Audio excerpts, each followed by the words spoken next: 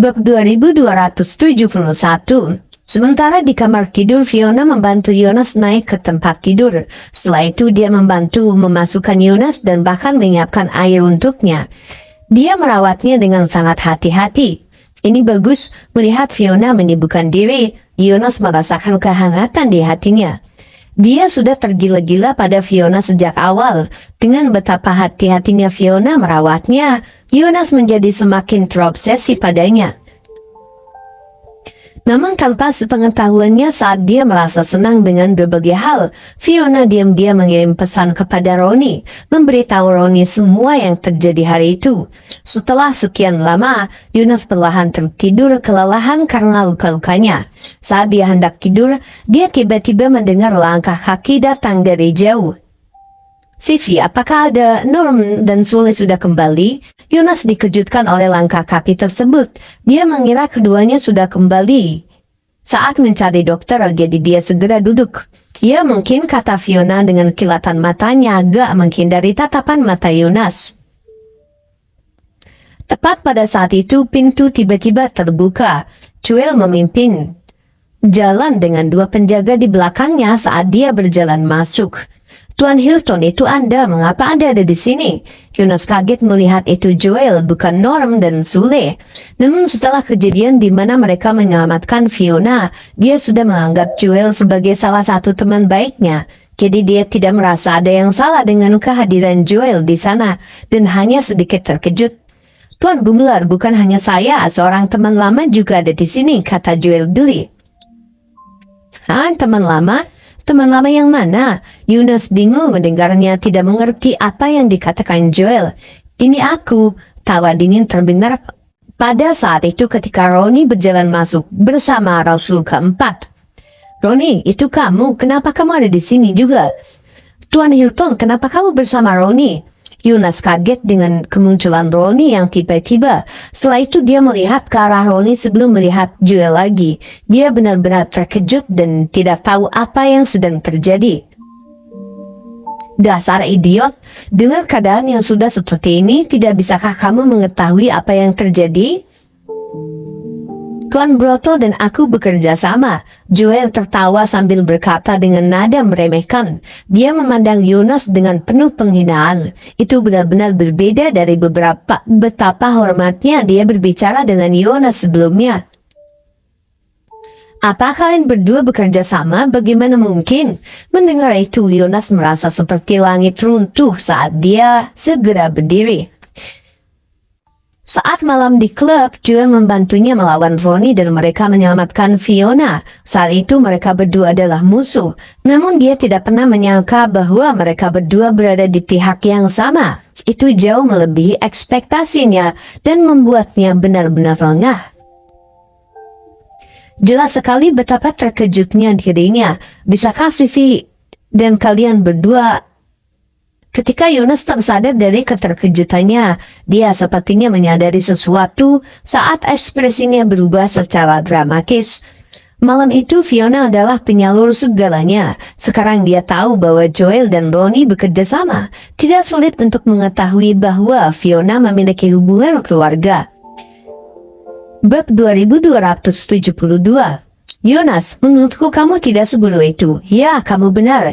Fiona berada di pihak kita." Ronnie tertawa mengejek saat dia mengakuinya tanpa menahan diri sebelum Jonas sempat menyelesaikannya.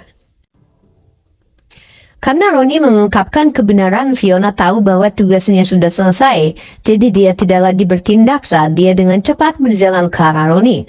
"Saya menyapa Tuan Broto." Di depan Ronnie, Fiona dengan lemah lembut menyapanya. "Kalian semua." Jonas sangat terkejut melihat pemandangan itu. Meskipun dia bukanlah seseorang yang sangat cerdas, dia tidak perlu memahami bahwa semua yang terjadi di klub malam itu kemungkinan besar hanyalah pertunjukan yang dibuat oleh Joel, Ronnie, dan Fiona. "Jadi kalian bertiga bersekongkol untuk mempermainkanku tadi malam?"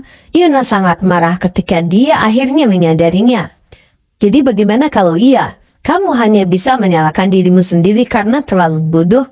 Kamu tidak bisa menyalahkan orang lain." Ronnie pun mengejek. kamu. Yunus tidak senang, tapi dia tidak bisa berkata apa-apa tentang hal itu.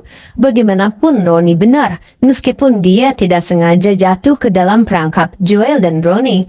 Tari dan Rizka terus-menerus memberitahunya di Mustika Ratu Group bahwa ada yang tidak beres dengan Fiona.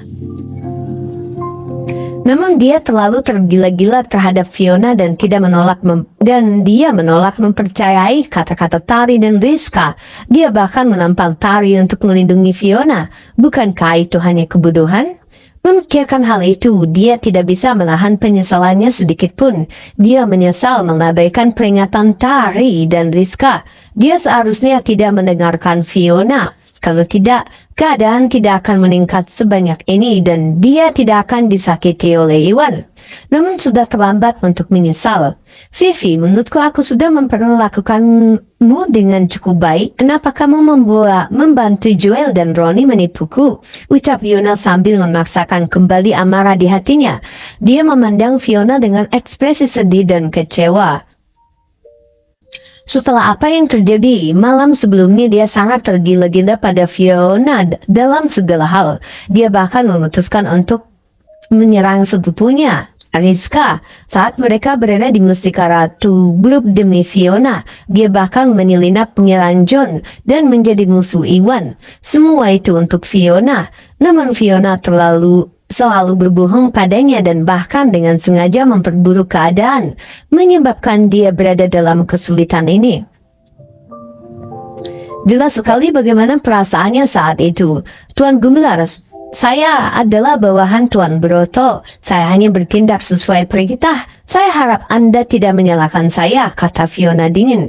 Dia tahu bahwa Yunus memperlakukannya dengan cukup baik dan dia cukup tersentuh. Namun dia punya tujuan tersendiri. Dia memiliki hubungan dekat dengan keluarga Broto dan orang tuanya berutang budi kepada bos selatan dan Roni. Dia tentu saja perlu mendengarkan perintah Roni.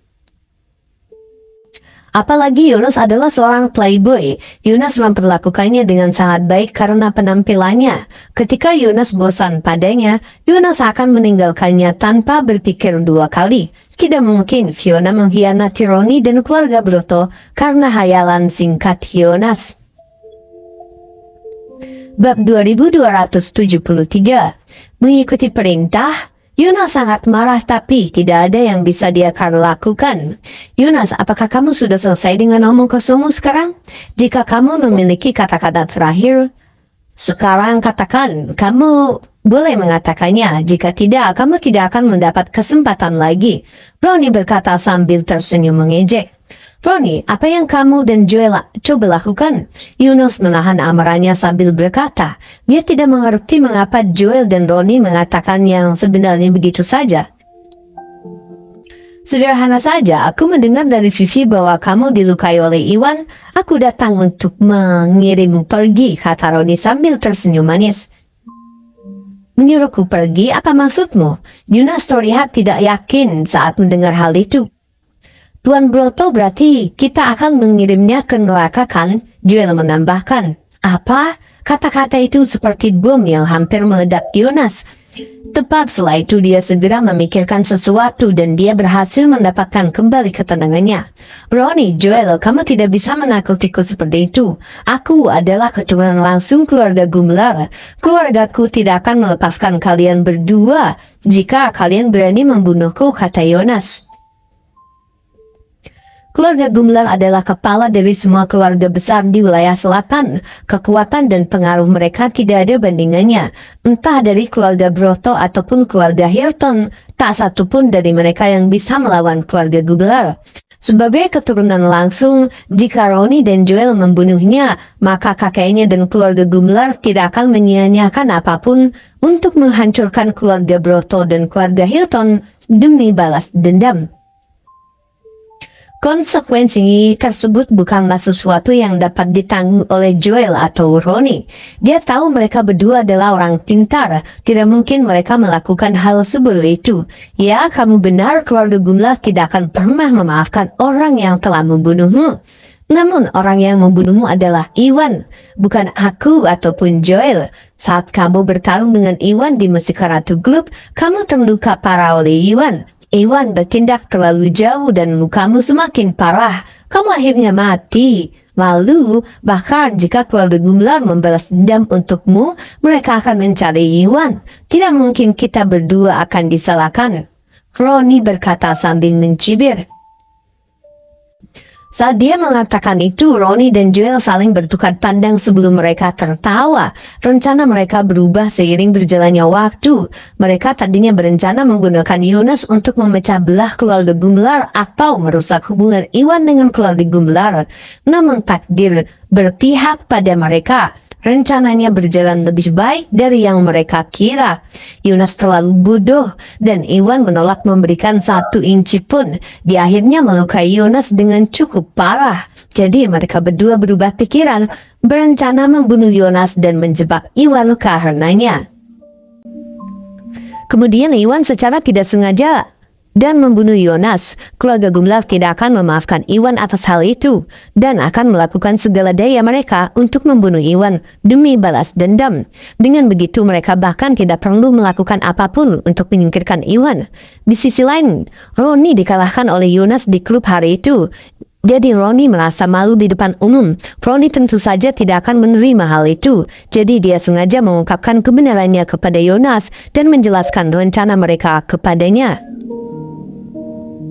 Itu agar dia bisa mempermainkan Jonas dan memastikan Jonas merasa takut dan putus asa sebelum meninggal. Itu akan menjadi balas dendam atas apa yang terjadi malam itu. Bab 2274. Apa? Jadi kalian berdua mengincar Iwan? Jonas kaget setelah mendengar rencana Roni. Dia akhirnya mengerti bahwa Roni dan Joel tidak berusaha menakutinya. Mereka memang ingin membunuhnya. Selanjutnya, Roni dan Joel sudah siap. Mereka akan membiarkan Iwan yang disalahkan. Harus dikatakan bahwa rencana jahat itu sempurna. Itu sangat berbisa hingga dia terkejut. Mengingat hal itu, dia pun bergidik. Dia tidak bisa lagi menjaga ekspresi tenang di wajahnya. Jonas, aku sudah mengungkapkan kebenarannya kepadamu. Dengan begitu, setidaknya kamu akan mati tanpa mengetahui alasannya. Sudah waktunya kamu beristirahat dengan tenang. Roni berkata dengan senyum kejam di wajahnya. Dia memiliki kilatan mematikan di matanya. Jelas sekali dia sudah selesai bermain-main dengan Jonas dan dia sudah melampiaskan rasa frustasinya. Dia sudah bersiap untuk menyerang Jonas. Tidak! Teman-teman, cepat selamatkan aku! Jonas berteriak. Ini adalah pertama kalinya dalam hidupnya. Dia benar-benar mengkhawatirkan nyawanya. Tepat setelah itu dia tidak lagi menahan rasa takutnya saat dia dengan panik mulai berteriak. Namun, Norm dan Sule sedang mencari dokter untuknya. Satu-satunya orang di villa besar itu adalah orang-orang yang ada di ruangan itu. Bahkan jika dia merusak tenggorokannya sambil berteriak, tidak ada yang bisa menyelamatkannya. Jonas, jangan bersusah payah. Jika tidak perlu, terima saja kematianmu. Rasul keempat, bunuh dia. Jonas, jangan bersusah payah jika tidak perlu. Terima saja kematianmu. Rasul keempat, bunuh saja dia. Pastikan untuk membersihkannya. Jangan tinggalkan petunjuk atau jejak apapun. Roni berkata sambil tertawa dingin, memerintahkan Rasul keempat di belakangnya. Ya, Rasul keempat mengakui. Setelah itu dia melasap ke depan dan dengan kekuatan yang sangat besar saat dia dengan cepat bergegas menuju Jonas. Tidak, kamu tidak bisa membunuhku, aku masih muda, aku tidak ingin mati, ucap Jonas dengan ekspresi kaget dan ketakutan di wajahnya. Hatinya pun tenggelam ke kedalaman. Karena Roni dan yang lainnya ada di depan pintu, tidak ada tempat bagi Jonas untuk kabur. Namun dia menolak menerima kematiannya seperti itu. Jadi dia dengan panik mulai berlari ke jendela sambil mencoba melompat keluar. Apakah kamu pikir kamu bisa kabur? Rasul keempat berkata dengan dingin. Setelah itu dia melaju ke depan secara kabur dengan cepat muncul di depan Jonas dan memotong Jonas. Setelah itu dia mengangkat tinjunya dan segera menyerang Jonas dengan kekuatan yang angkuh. Omong kosong, hati Jonas menjadi dingin ketika dia merasakan energi sejati yang mengesankan datang dari Rasul keempat. Dia dengan panik mundur dan mencoba menghindari serangan itu. Namun dia hanya berada di tahap menengah alam Augana. Dia sama sekali tidak berada di dekat Rasul keempat yang sudah berada di tahap menengah yang guna dalam hal kekuatan. Tidak peduli bagaimana Jonas mencoba, dia tidak dapat menghindari serangan Rasul keempat sama sekali. Dia terpaksa menyatakannya saat serangan utusan keempat mendarat. Bang, dengan suara yang keras, tinju Rasul keempat mendarat tepat di dada Yonas. Yonas mendapatkan pukulan berat dan dia memuntahkan setengah darah saat dia terlempar beberapa meter ke belakang, terbanting keras ke tanah. Kamu, dia pun terjatuh dan jantung Yonas terhenti. Matanya yang merah menatap tajam ke arah Roni dan yang lainnya. Setelah itu, kepalanya menunduk dan dia menghembuskan nafas terakhirnya. Bab 2275. Tuan Broto, Yonas sudah mati. Rasul keempat memeriksa denyutnya di Yonas dan yakin bahwa Yonas tidak lagi menunjukkan tanda-tanda kehidupan. Bagus sekali, Rasul keempat, kamu tidak meninggalkan petunjuk apapun kan? Kata Yonas, hati-hati. Kata Roni, hati-hati. Tidak, Tuan Broto, jangan khawatir. Saya baru saja menggunakan metode rahasia untuk menghentikan jantungnya. Bahkan jika keluarga Gumelar meminta dokter untuk melakukan autopsi, mereka tidak akan menyadari apapun. Rasul keempat berkata dengan percaya diri, itu bagus sekali ini. Yonaslah yang mati, sebentar lagi giliran Iwan. Roni mulai tertawa bahagia, dia merasa sangat nyaman dengan dirinya sendiri saat itu. Tentu saja bukan hanya dia saja yang bahagia, Joel pun sama. Keduanya memiliki dendam yang mendalam terhadap Iwan dan sangat membenci Iwan. Kesempatan akhirnya ada untuk membalas dendam mereka. Saat keluarga Gumelar mengetahui bahwa Iwan yang telah membunuh Yonas, mereka tidak akan mengeluarkan biaya apapun untuk membunuh Iwan untuk membalas dendam. Kemudian keluarga Broto dan keluarga Hilton bahkan tidak perlu mengangkat satu jari pun sebelum mereka menyingkirkan Iwan. Tanpa perlindungan keluarga Gumelar, mereka juga akan dapat merebut klub Bio Farma dengan mudah. Itu adalah rencana yang sempurna. Terlihat jelas betapa bahagianya mereka berdua. Selain itu, Roni bisa saja membunuh Yonas sendirian. Namun tidak ada teman abadi di dunia ini.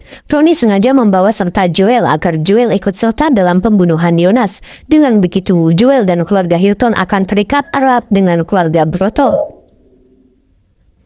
Pada saat yang sama, hal itu akan menghentikan keluarga Hilton untuk mengkhianati atau menikah mereka dari belakang.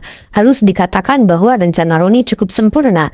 Kelicikannya sama sekali tidak kalah dengan Joel. Keduanya memang berdiri di puncak pemuda di wilayah selatan. Mereka tidak mencapai ketenaran mereka untuk apapun. Baiklah Vivi, aku serahkan semuanya padamu sekarang. Pastikan untuk merapikan kamar dan pastikan tidak ada petunjuk yang tersisa. Roni mengubah topik saat dia berbicara dengan Fiona. Ia jawab Fiona dengan hormat. Juga, kamu adalah tokoh kunci kali ini. Setelah kamu menyelesaikan bagian akhir dari tugasmu, aku akan memastikan untuk memberimu hadiah yang pantas. Roni menambahkan, itu, aku tidak akan berani. Fiona membuka mulutnya untuk berbicara tetapi berhenti di situ. Apakah kamu khawatir aku akan membunuh saksi manapun? Roni segera memahami pikiran Fiona. Aku tidak akan berani, kata Fiona ketakutan sambil segera berlutut. Meskipun dia mengatakan itu, dia masih cukup khawatir. Bagaimanapun, Yonas adalah keturunan langsung dari keluarga Gumelar. Dia adalah seorang yang sangat penting. Jika berita rencana Roni melawan Yonas bocor, akibatnya akan menjadi bencana. Demi keamanan, Roni bisa saja membunuhnya untuk membungkam saksi manapun. Orang mati tidak bisa bercerita. Dan khawatir, ayahku bisa membangun keluarga kami dan maju sejauh ini karena kami memperlakukan bawahan kami dengan baik. Kami tidak akan melakukan sesuatu seperti membunuh sendirian. Setelah kamu menyelesaikan tugasmu, aku akan mengabulkannya. Sejumlah uang besar, kalau begitu aku akan mengirimmu dan orang tuamu pergi. Kamu dan keluargamu akan bisa menjalani kehidupan yang mudah tanpa beban. Roni berjanji. Dia sama sekali tidak berbohong kepada Fiona. Membunuh diri sendiri adalah metode yang tercela. Roni dan Bos Selatan tidak boleh melakukan hal seperti itu. Kalau tidak, mereka tidak akan bisa sampai sejauh itu. Terima kasih Tuan Broto. Fiona sangat gembira atas janji Roni. Menjadi lebih tenang. Setelah itu Roni memberi syarat kepada Rasul keempat untuk memindahkan tubuh Yonas ke tempat tidur. Setelah itu Fiona merapikan kamar, membersihkan bekas darah Yonas. Ruangan itu tampak seperti sebelumnya. Setelah semuanya selesai, Roni melihat tidak banyak bekas pertarungan. Jadi dia dan Joel segera meninggalkan tempat itu. Hanya Fiona yang tersisa di villa untuk mengurus semuanya.